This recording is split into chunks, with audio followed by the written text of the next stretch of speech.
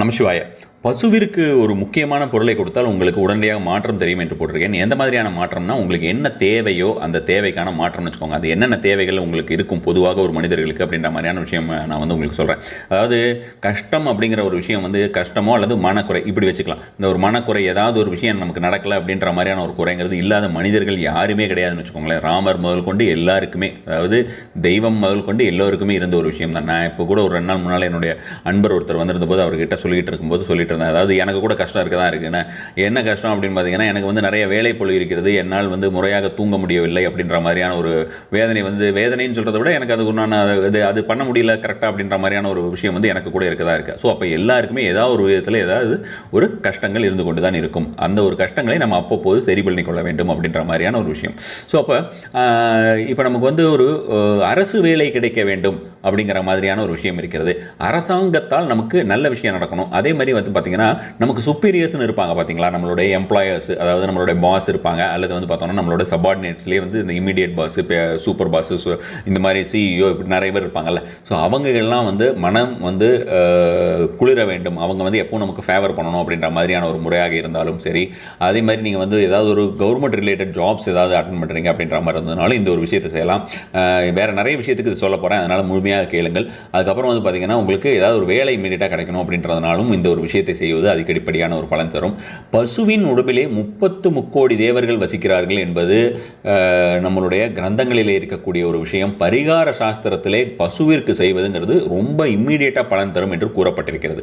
So அப்போ வந்து நீங்கள் என்ன பண்ணணும் அப்படின்னு பார்த்தீங்கன்னா, இதை வந்து இந்த ஒரு விஷயம் நான் இப்போ சொன்னேன் இல்லையா, இப்போ இந்த விஷயங்களெல்லாம் சொல்லியிருந்தேன். ஒரு வேலை கிடைக்கணும்னாலும் இன்னொரு விஷயம் பார்த்தீங்கன்னா, உடம்பில் வீரியத்தன்மை வந்து உங்களுக்கு குறைவாக இருக்குது, எப்போ பார்த்தாலும் கொஞ்சம் சோம்பேறித்தனமாக இருக்குது, எனக்கு உடம்புல வந்து ஒரு சோலார் எனர்ஜியே இல்லை அப்படின்னு நினைக்கிறீங்க அப்படின்ற மாதிரி இருந்ததுன்னு வச்சுக்கோங்களேன். ஒரு ஃபயரே இல்லை, ஃபயர் இந்த பெல்லிம்பாங்கல்ல, அது மாதிரியே இல்லை, நான் வந்து ஏதோ வாழ்க்கை வாழ்ந்துட்டு இருக்கேன் அப்படின்ற மாதிரியான நினைக்கக்கூடியவர்கள் என்ன பண்ணுங்கன்னா, சின்னதாக ஒரு அச்சு வெல்லம் அல்லது கட்டி வெல்லம் ஏதாவது ஒரு வெல்லம் எடுத்துகிட்டு பசுமாட்டுக்கு நீங்கள் பார்க்கும்போது உங்களால் எப்போ முடியுமோ கொடுங்க. நிறைய கொடுத்து விடக்கூடாது, அதை நன்றாக ஞாபகத்தில் வைத்துக் கொள்ளுங்கள்.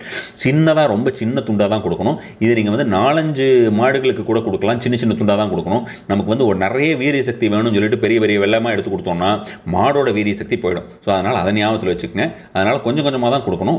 எப்போ நீங்கள் நிறைய தடவை கொடுக்கணும். இந்த ஒரு விஷயத்தை வந்து ஒரே நாளில் செஞ்சு உங்களுக்கு பலன் வந்து வாழ்க்கை ஃபுல்லாக வரும்னு நம்ம சொல்ல முடியாது. பல் தேக்கிற மாதிரி தான் இந்த விஷயங்கள். தெய்வத்தை கும்பிடுகிறோம் அல்லவா, தினசரி மூச்சு விடுகிறோம் அல்லவா, அதுபோல் எப்பெல்லாம் உங்களால் முடியுமோ அப்பெல்லாம் கொடுக்கலாம். கொடுக்கும்போதெல்லாம் உங்களுக்கு அதுக்கு உண்டான பலன் சில நாட்கள் உங்களுக்கு இருந்து கொண்டு இருக்கும் அப்படின்ற மாதிரியான ஒரு விஷயம். சரி, அடுத்தது வந்து மனசாந்தியே எனக்கு இல்லை. இப்போ நான் கூட சொன்னேன் பார்த்தீங்களா, உங்களுக்கு தூக்கம் இல்லைன்னு சொல்லிட்டு. தூக்கம் இல்லைங்கிறது எனக்கு மனசாந்தி இல்லாமல் இல்லை, நான் சொல்கிறேன் தூங்குறதுக்கு உண்டான நேரம் கிடைக்கவில்லைங்கிறது. இது வந்து வேறு விதத்தில் சேரும்னு வச்சுக்கோங்க. ஒரு பேச்சுக்கு சொன்னேன். அப்போ வந்து மனசாந்தி அப்படின்ற மாதிரியான விஷயம் எப்போ பார்த்தாலும் ஏதாவது ஒரு மனக்குறை இருந்து கொண்டே இருக்கிறது, எனக்கு மனசு நிம்மதியாகவே இல்லை, என் மனதை வந்து யாராவது புண்படுத்தி கொண்டே இருக்கிறார்கள், அந்த மாதிரியான ஒரு விஷயமாகவும் இருக்கட்டும். அடுத்தது வந்து பார்த்தீங்கன்னா டிப்ரெஷன், ஸ்ட்ரெஸ்ஸு, அதுக்கப்புறம் வந்து மன ரீதியாக நான் வந்து புதுசாக நான் வந்து நிறைய சாதிக்கணும்னு நினைக்கிறேன். அதற்கு வந்து என் மனதில் எனக்கு எதுவுமே தோண மாட்டேங்குது, பிளாங்காக இருக்கேன்.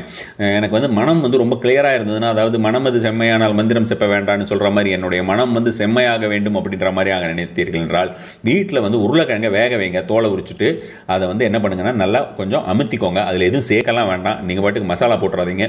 அதை அப்படியே எடுத்து கொண்டு போயிட்டு ஏதாவது ஒரு பசுவிற்கு கொடுத்தீர்களால் கண்டிப்பான முறையில் சாப்பிடும். இதெல்லாமே வந்து தரையில் போட்டு அதை சாப்பிட வைக்கக்கூடாது, கையில் தான் கொடுக்கணும். அதை கொஞ்சம் ஞாபகம் வச்சுக்கோங்க. பசுவுக்கு ஏதாவது ஒரு பசுவுக்கு நீங்கள் அதை காமிச்சிங்கன்னா அது பாட்டுக்கு அதை அழகாக சாப்பிட்ரும்.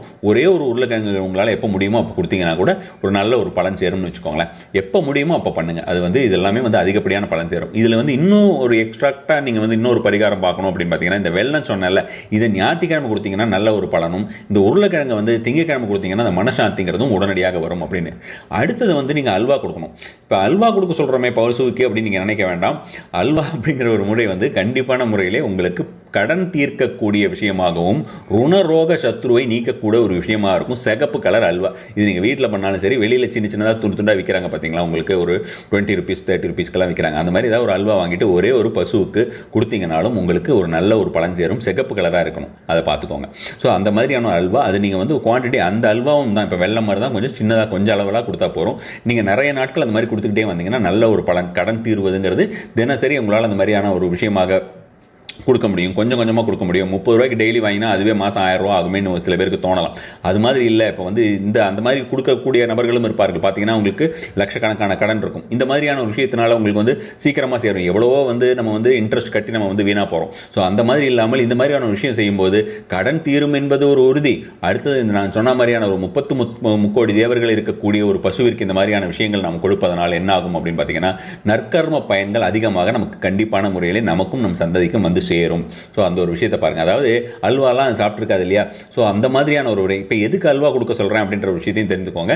செவ்வாய்க்கு உரியது அப்படிங்கிற மாதிரியான ஒரு விஷயமாக இந்த ஒரு விஷயத்தை செய்ய சொல்லியிருக்கேன். ஸோ ஏன்னா அல்வா கொடுக்க சொல்கிறோன்றது சும்மா ஜஸ்ட் லைக் தட் சொல்லலை. எல்லாத்துக்குமே காரணம் இருக்குது. நான் காரணத்தோடு தான் சொல்லுவேன் என்பது என்னுடைய அன்பர்கள் அனைவருக்குமே தெரியும். இருந்தாலும் புதிதாக கேட்கக்கூடிய நபர்களுக்கு இந்த ஒரு விஷயத்தை சொல்கிறேன்.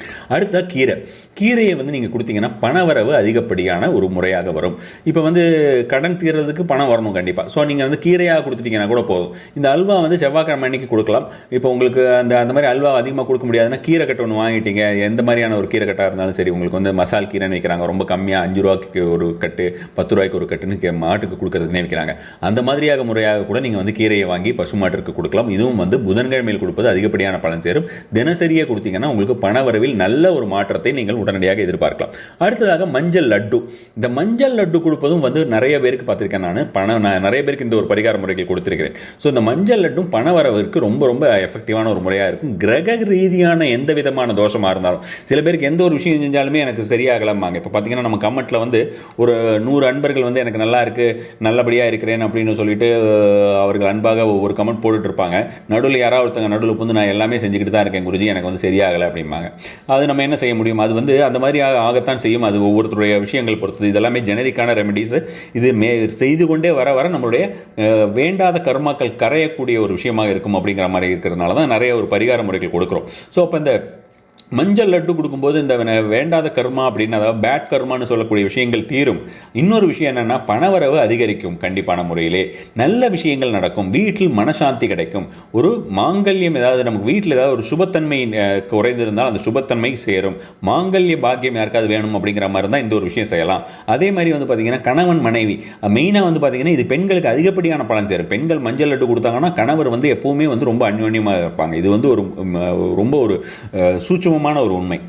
ஸோ அது அடுத்தது வெள்ளை கேசரி வீட்டிலேயே செஞ்சுட்டு வெள்ளிக்கிழமை அன்னைக்கு உங்களால் முடிஞ்சால் இந்த வெள்ளை கேசரியில் வந்து பார்த்திங்கன்னா சுகர் போடுறீங்க இல்லையா, அது கொஞ்சம் அளவாக முறையாக போட்டுக்கொள்ளுங்கள். கண்டிப்பாக ஒரே ஒரு ஏலக்காயாவது வந்து பொடிச்சு போடுங்க. போட்டுட்டு இந்த வெள்ளை கேசரியை நீங்கள் எப்பெல்லாம் வெள்ளிக்கிழமையில் உங்களால் கொடுக்க முடியுமோ பசுவிற்கு கொடுத்தீர்கள் என்றால் கண்டிப்பான முறையிலே பண ரீதியான விஷயங்கள் மட்டுமல்ல, எல்லா விதத்திலையும் உங்களுக்கு ஒரு கம்ஃபர்ட்டு, ஒரு ராஜ வாழ்க்கை வாழறோம்னு சொல்லுவோம்ல, அந்த மாதிரியான ஒரு முறையாக ஒரு ராஜ வாழ்க்கை என்பது இந்த வெள்ளை கேசரி கொடுப்பதன் மூலமாக. வெள்ளை கேசரி நம்ம வந்து சத்யநாராயண பூஜைக்கு பண்ணுவோம், உங்களுக்கு தெரியும்னு நினைக்கிறேன். சத்யநாராயண பூஜைக்கு வந்து வெள்ளை கேசரி தான் மெயின் பிரதானமே. ஸோ அப்போ அந்த மாதிரியான இந்த வெள்ளை கேசரியை வெள்ளிக்கிழமை அன்று நாம் பசுவிற்கு கொடுப்பதனால் அதிகப்படியான ஒரு கம்ஃபர்ட்டு, லக்ஸுரி லிவிங், ராஜ வாழ்க்கை, எல்லா விஷயத்திலையும் சந்தோஷம் அப்படிங்கிறது எல்லாமே சேர்ந்து வரும் இந்த ஒரு வெள்ளை கேசரினால். செய்து பாருங்கள். கண்டிப்பான முறையில் உங்களுடைய சந்தோஷத்தை என்னுடன் பகிர்ந்து கொள்ளுங்கள். நம சிவாய.